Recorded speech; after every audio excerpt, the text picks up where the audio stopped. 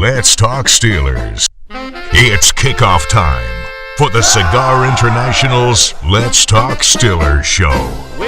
Sponsored by Cigars International. Stop by our Bridgeville store today. Parking Chair Vodka. Respect the chair. It's a Pittsburgh thing. Forest Lodge and Campground. Cooks Forest, PA. Your adventure starts here. Visit Canton, Ohio. Red Fox Winery and Lounge. Let's talk Stil'rs.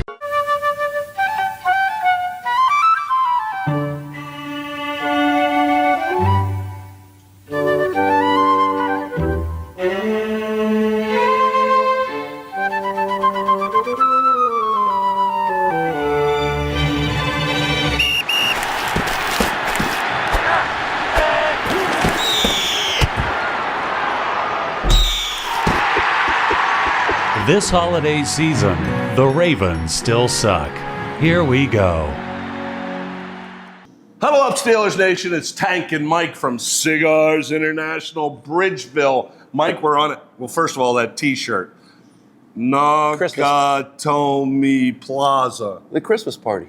The Christmas Die party. Hard. Yeah. It's a Christmas movie. 1 and 2, both Christmas time movies. I love it. I love it. You know, that Hans Gruber was not a nice guy. If you don't think it was a Christmas movie, you probably aren't watching this show. I'm sure most football guys think Die Hard is a Christmas movie. So I'm trying to play to the audience. Well, yippee-ki-yay, tuna fish. Go back to Florida. It serves you right. They're over at Robert Morris on Sunday practicing in just basically in their underwear. I don't know if that had an effect on it or not, but you got to have some common sense, man. I think there's a little too much overthought to the acclimation. We're going to play in cold weather. We're going to play in, warm weather. I remember my second year in Detroit, we were getting ready to play the home opener down against Miami, ironically. And, we got to prepare for this heat down in Miami, the humidity. And they put us in the indoor facility and jacked the heat up. Right. And then, from there, everyone, is in there practicing it. You're dying. Then we go straight into the air conditioning locker room afterwards. How many guys got sick? Half the team got sick when we went down to the game. So I think sometimes people overthink that. Listen, they talked about that on the broadcast. Rodgers is like, listen, even though I played in Green Bay and I had some good games, like I'm a California guy. Like no one really likes to play in the cold. No, Eskimos. But, some people, you got to just get through it. How do you stay warm? Brady used to talk about wearing a scuba shirt underneath. The body heats underneath. There's ways you can get through it. But Tua, he struggles with it. 0-5 in 40-degree weather and less. Now he's 0-6 playing in the teens. Oh, man.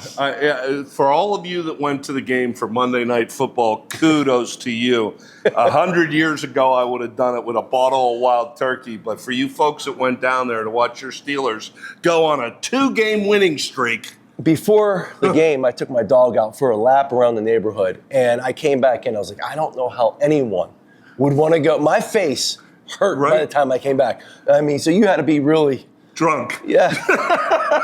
Really drunk. Some liquid courage in you to warm you up. Yeah, that or they went over to Western Psych and gave 100 At least the tickets. players are moving around. In the stands, you're not really doing too much. Well, you know this, too. If you've never played football in the cold weather, man, when you get stepped on with those spikies, it hurts 10 times more than it does on a warm day for sure. All right, let's talk about this performance. I want to give some game balls out. All right, you've got a left tackle. You found him. He started out as a quarterback in college, and they moved him to left tackle or lineman, and all of a sudden, Mr. Cook looks really good at that left side, blind side tackle. I told you last year, Broderick Jones wasn't a left tackle. He got Aaron Rodgers hurt this year. Now all of a sudden, Cook comes in as a third teamer. Mike, what do you think of the kid's performance? I thought he did great. He goes up against Bradley Chubb, who's an elite pass rusher. No issues with him. No holding penalties. No offsides by him. you didn't hear his name. You even heard Buck and Aikman talk about that, and that's always good when you don't hear an O-lineman's name in a game, because typically when they're calling it, it's not anything good. It's kind of like the holder. You don't get the credit. You just get called out with a penalty. Oh, you're jumping off sides because you're afraid of Myles Garrett coming off the edge. You're holding on guys. You're whatever you're doing. But when you go about your business quietly as an O-lineman, it's always a good thing. Probably one of the best games by the left tackle all season long. But at the same time, you look at, you mentioned he was a quarterback. The guy over in Philly, the big right tackle, he was a former quarterback. There was a couple guys, former quarterbacks. A lot of times these big guys that maybe aren't so athletic or fleet-footed as a quarterback, but they're big, they can develop. But now all of a sudden they do have that athletic ability that a left tackle has. And having a left tackle as a former skill position, sometimes you see some tight ends move there. Sometimes you see some quarterbacks move there. I've seen it a couple times. I believe it's Lane Johnson with the Eagles. But I've seen it happen a few times. And a lot of times those guys are good with their hands. They have a good brain about them. They understand where the quarterback's setting up. And it's could be a little bit of a cheat code if you start to develop it, Start kids playing quarterback and then move them to left tackle later in life. Go. Well, one of the famous stories there, Russ Grimm, Pittsburgh native, NFL Hall of Famer, starts out as a quarterback. So, Cookie, great job. I love his technique. You know what? I think he's having a Pro Bowl season. Your buddy who you fell in love with last year, Ben Skoranek, man. This guy is a human hurricane, Mike. He's all over the place. He's going to the Pro Bowl, wherever they're playing it this year. Nantucket. I don't know where they're playing it. He's a football guy. He realizes, listen, I'm not one of these elite receivers, but I'm just going to light people up. I'll do whatever you want me to do. You want me to go hit? I'll go hit. You want me to go block? I'll go block. You want me to run a rub route? I'll run a rub route. You want me to go tackle? I'll go tackle. He's a football player, a little bit of a wild man, but you need those guys on your team. No fear type guys. Oh, I love it. I love special teams players. All right, Kenneth Gainwell. The Steelers would have gotten a good look at him, Mike, last year when he was with the Eagles, and he had a great game against the Steelers last year. Absolutely love what Gainwell is bringing to the table. Game balls, Cook, Skoranek, Gainwell. How would you like to have Gainwell? Gainwell, he's kind of like that scat back. He's that McCaffrey. He's that Gibbs. He can be a receiver and a running back. To me, I thought he looked more like Jaylen Warren last year, and Jaylen Warren looked like Najee Harris. But again, Warren was a little sick. Gainwell stepped up, took on the extra load. Great running back, great hands, can do both. 5th-round draft pick, on his second contract now. Guy is going to work his way into a role. I think he has developed a nice little second, third down weapon, can motion out of the backfield, can block as well in pass pro. He does a great job. And I get it. I love all your game balls, but there's one game ball that needs to be talked about. You want to do that now or you want to do it wait a little bit? Let's come back to the next segment, and it's a big game ball. We should make a game ball out of a cake and give it to this guy. He played such a good game. All right, I'm Tank. He's Mike from Cigars International in Bridgeville. We'll be right back after these commercial messages. Who is that man with the big cigar? He's known around from near and far. That actor man with the big cigar. He puffs away every night and day with a twinkle in his eye. And all the while, behind that smile lurks many an untold lie. Down Whitehall Way, you'll see his car. He's here, he's there, he's everywhere with the big cigar.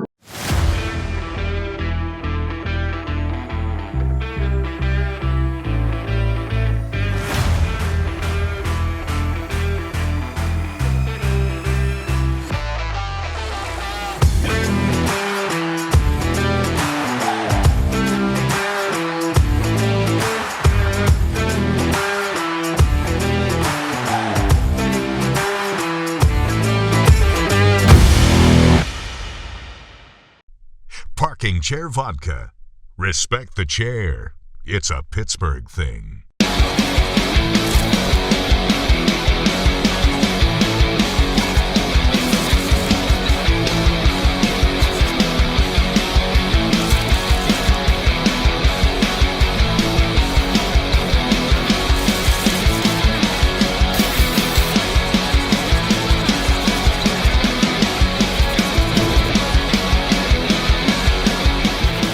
Lawrenceville Distilling.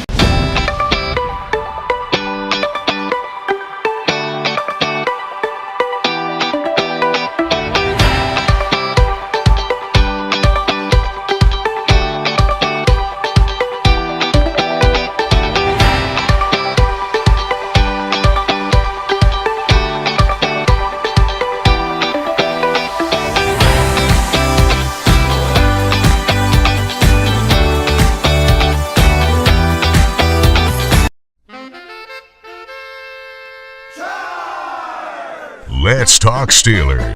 Hey, it's time for this week's Parking Chair Vodka. It's so smooth. It's made right here in Pittsburgh, Pennsylvania. The Parking Chair Vodka shot of the week. This is good. You know, the vodka's smooth, but this shot's going to hurt somebody. Parking Chair Vodka, not bad. This shot of the week's at you, Al Green, the new athletic director at the University of Pittsburgh.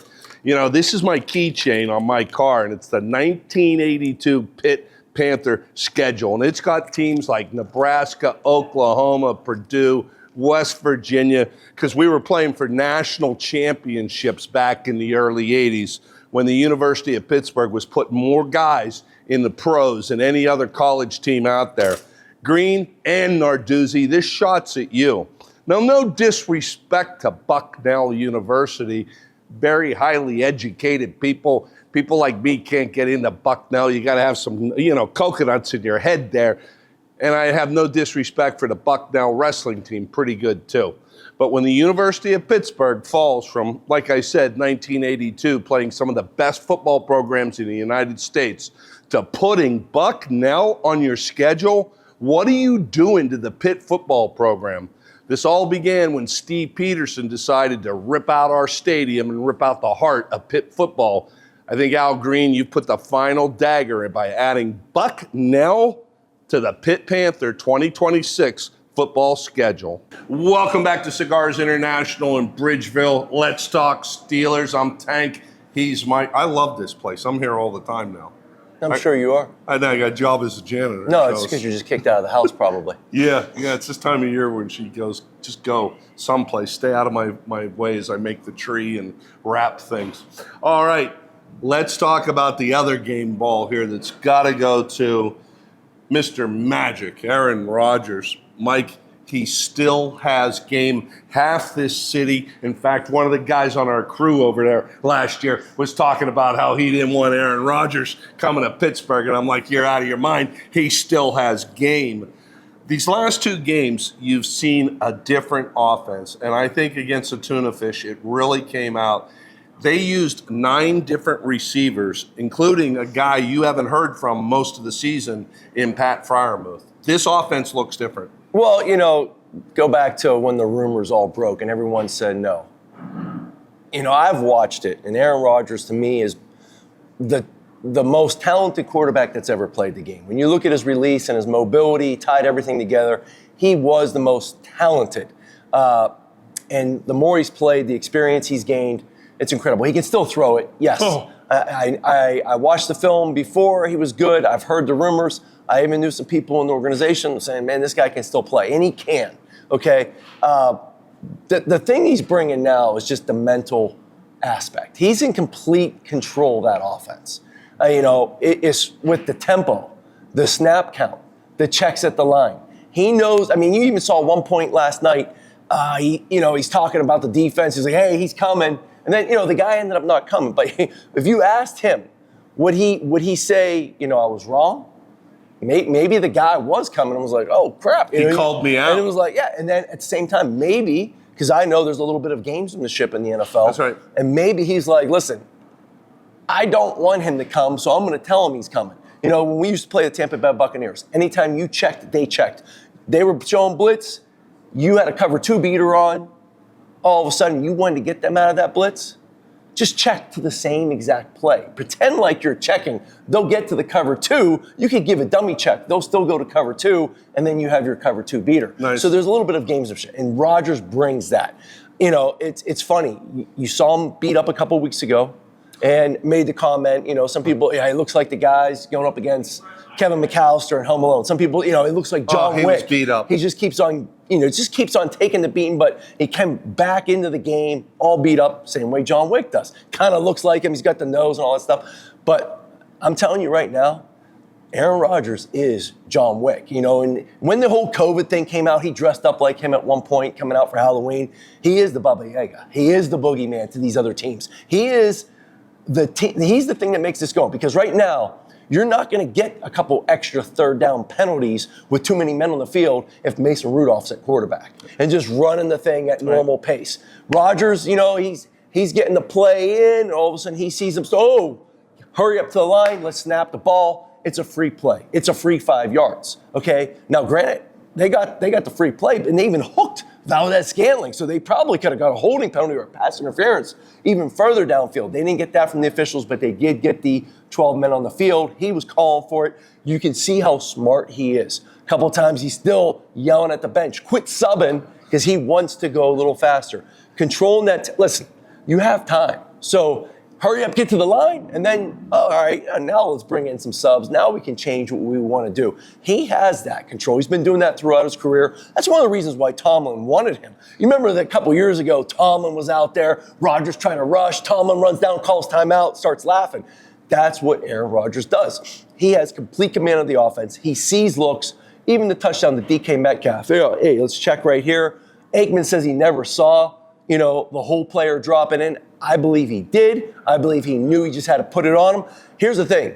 If he never saw him, he leads DK Metcalf. Mm-hmm. But if you notice, that ball was on that back shoulder. We used to say, the back number. Well, DK's wearing number 4, so you got to put that in that back shoulder. He leads DK. It's either a pick or a medicine ball. DK's, getting carted off the field. Yep. Okay, might get 15, but he back shoulders it. DK hits it. Throws Minka Fitzpatrick to the side, and then you see his strength and his ability to have to play. But again, it's all Rodgers, and I believe he saw it because of the placement of that football.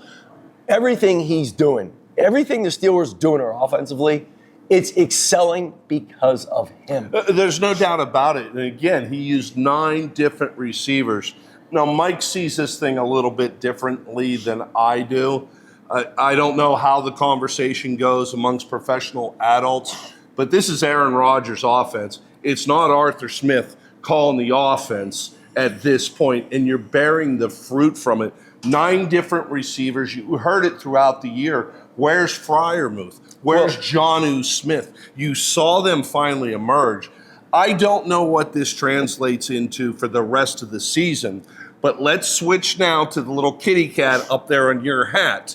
The Detroit Lions, your former teammates, okay? Look, you beat a average team in the Ravens. You beat the Tuna Fish, who were on a big 4-game winning streak. They were beating up on the nobodies of the NFL. Now Pittsburgh's got to go up into Detroit, and I'm going to tell you, I'll ask you, Dan Campbell personally. He's not ready to concede this season. He's clawing to get into the playoffs and make a Super Bowl run. What happens up in Detroit between your Steelers and your Lions? Well, before I go there, I will talk. You talked about Rodgers and the offense, and this is his offense. I believe that, he came out after the game, hey, great game called by Arthur Smith. I believe they're going to be professional like that. No, but I believe there might have been a sat down, had a conversation, like, listen, give me the ability to check on certain formations, certain plays. I can see something. Or even on the third down. Here, a little double stick action to Freiermuth. They work DK down the middle of the field. I believe there was probably a conversation where it's like, look, I like these plays on third down. I like these plays on second down. Call some of these or get us in this formation, and I can kind of go run the pass, whatever you want. So I think they probably had this conversation, got on the same page, and you're starting to see that gel. You're starting to see them gel together a little bit. A little bit of the run game from Arthur Smith and a little bit of the West Coast passing game that Rodgers has run all his career. Now when you go to the Lions, you look at the Lions. 8-6, Steelers 8-6, both fighting. I think the Lions need this more than the Steelers. The Steelers can lose the next 2, go in and play Baltimore, win that, and they're in the playoffs. Okay? The Steelers are in control of their division. The Lions are the third team in their division right now. So this is a must win for them. They like to run the ball to set up the pass. The Dolphins, they were kind of built the same way. I believe if the Steelers can get the Lions into air it out, get out of the run game, they could have a similar result. But if the Lions establish that line of scrimmage and get that run game going, it could be a long, because this is a win and you're done, or win or you're done with the Lions. The Steelers, they can lose and they still have life. They can lose the next two, play Baltimore, win Baltimore, be in the playoffs. So the Lions need to win. They need to win. The Lions need to eat. All right, when we come back, we're going to talk about some of the key matchups. Your Steelers versus the Detroit Lions. Do you like that? Who is that man with the big cigar? He's known around from near and far. That actor man with the big cigar. He pops away every night and day with a twinkle in his eye. And all the while, behind that smile lurks many an untold lie. Down Whitehall Way, you'll see his car. He's here, he's there, he's everywhere with the big cigar.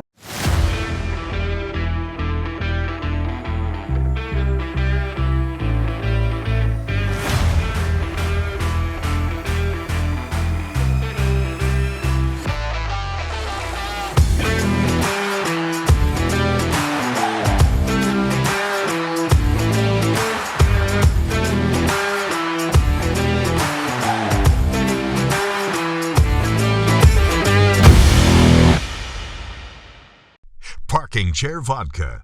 Respect the chair. It's a Pittsburgh thing.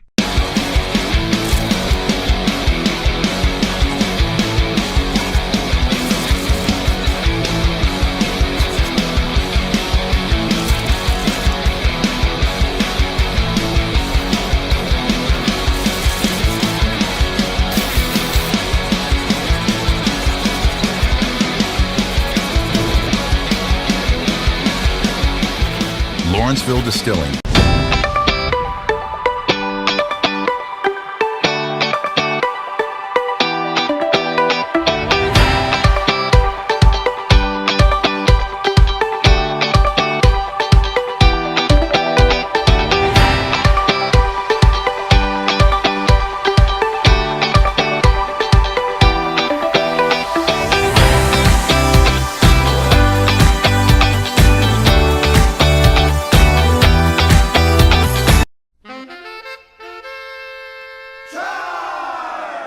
Let's talk Steelers. Hey, don't forget about Forest Lodge and Campground. I was up there this fall. It's beautiful. Go north of Pittsburgh, Cook's Forest. You're going to love it up there. You can drink beer and talk Steelers all day long around the beautiful fire pits at Forest Lodge and Campground. Hey, welcome back to Let's Talk Steelers. He's Mike McMahon. He played quarterback for who? The Detroit Lions. The Detroit Lions. I used to call them the Detroit Kitty Cats, just to see if I could get a little, provoke. Oh, you got provoked there. They're no longer the Detroit Kitty Cats. Dan Campbell has turned this team around. Mike, the way I see things this Sunday is this. It is your Steelers defense going up against this high-octane Lions offense. They're loaded with weapons. Yeah, they're gonna have to go back to kind of what they did this past week. Really get some long drives, chew up some clock. That's the best way to stop a high-powered offense, is to chew up the clock and not give them possessions. Will they score every time? I don't know. They may not. But if you can limit them, maybe, 2 scores or 3 possessions in the first half, which is done before. Heck, I've been on an offense coordinator side of things, and the team we scored every possession, but we only had 3 possessions. The score was 21-21 at half. If you can sustain those drives, chew up the clock, and still get points out of it, that's how you give yourself a fighting chance. The Lions, they like to run the football. That's where everything starts, because they are heavy play action passes. Two talented running backs. Both teams very similar. A lot of tight ends, like to run the ball. I think the Lions do a little bit better job running the football. The Dolphins, similar to that, but the difference between the Dolphins and the Lions, they've got a two-headed monster. Dolphins have, HM, one guy. They've got, Gibbs and Montgomery. And then the deciding factor is they've got Jared Goff. Tua struggles in the cold weather. This is in a dome. And Jared Goff is very comfortable at home. He can throw the football. He's great off play action, but you have to get pressure on him and get him off his spot. If you have him moving, he's struggling. But if he can get the ball out quick and on time, right, it's going to be in for a long day. To me, the matchup, Hank Fraley, you played with Hank, didn't you? I did. With Philly. He is the offensive line coach for those Lions up there. He's the O-line coach and the run game coordinator for them. He's one of the best in the game. He teaches that old school blocking that I like, and they are a dominant offensive line with the Lions. Mike, I don't think this Steelers defensive line, I've talked to you about it all season. I don't like this stack and shed technique they play. I think they're going to get dominated by the Lions offensive line, which opens up that running game. In addition to that, all season long, you've seen Patrick Queen. He's too darn small. He gets clogged up behind the defensive line, this and that. I think that Lions running game is going to be absolutely devastating to the Steelers. Well, again, if you don't stop that, the Steelers are going to struggle. Then it's going to become a shootout. And the Steelers don't want to necessarily get caught in that shootout. They can do it with Aaron Rodgers. Do they have the weapons? They've got Valdez-Scantling now who can take off the top. They've got Metcalf who's a little bit stronger underneath. You've got Adam Thielen who's got a relationship with Rodgers.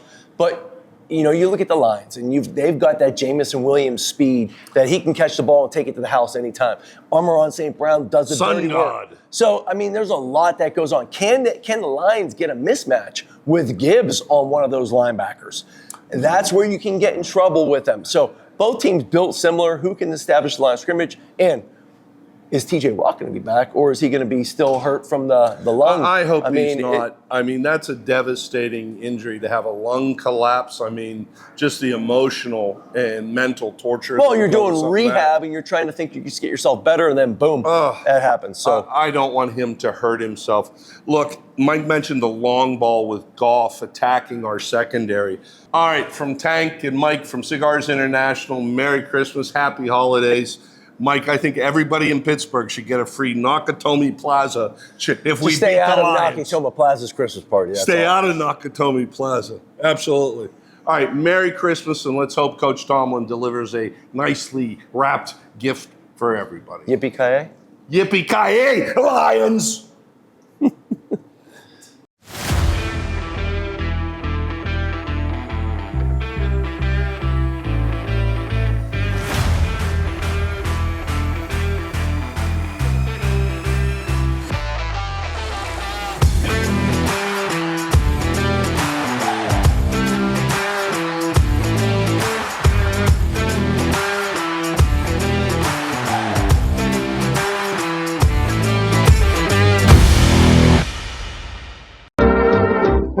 That man with the big cigar, he's known around from near and far. That actor man with the big cigar, he puffs away every night and day with a twinkle in his eye, and all the while behind that smile lurks many an untold lie. Don't Whitehall wait, you'll see his car. He's here, he's there, he's everywhere with the big cigar. Parking Chair Vodka. Respect the chair. It's a Pittsburgh thing.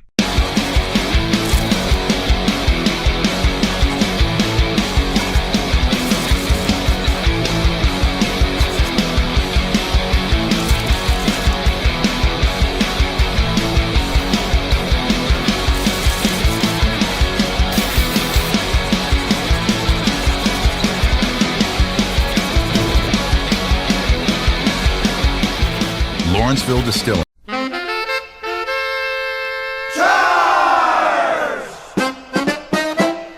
We're from the town with that great football team.